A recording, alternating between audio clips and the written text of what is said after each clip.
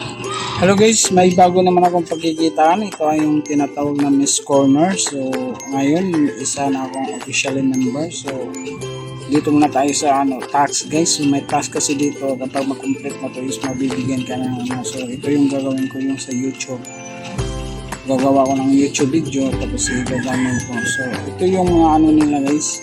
So, ito yung machine nila. So, maraming pagpipilian dyan. May 1,000, may malaking pero dito ako sa 1,000 kasi limitado na kasi yung puhunan ko.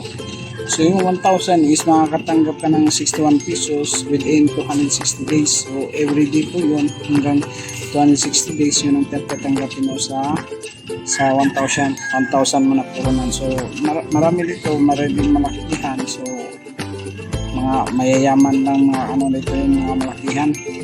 So nakapag na ako guys. So ito yung ko, yung platform ko. Ito yung ko ngayon, dashboard. So yan ako, kailan ako nagsimula ng 1,000. So dito rin makikita. Tapos yung iba is napilapan ko na yan. So maraming guys. So yung download app nila guys is maganda kasi play protect siya. So maganda sila kasi medyo sa hacking yung passively protect. Tapos ito, yan ang mga profile na. So pwede rin magbasa-basa ka dyan para maintindihan talaga tungkol sa Miss Corner. So yan, so inano ko na yan, binabasa-basa ko na yan. So ganyan. So meron is trading guys sa mga mahilig mag-trade. So palitan mo na yung MSWC na coins mo into anong gusto mong coin, Bitcoin, Ethereum o anong nakalagay dyan. So pwede ka rin mag-trading. So may trading din sila. Maganda yung nila guys, yung platform nila. Parang complicated pero kapag maintindihan mo, okay naman. Okay sila kasi maraming mga benefits ba.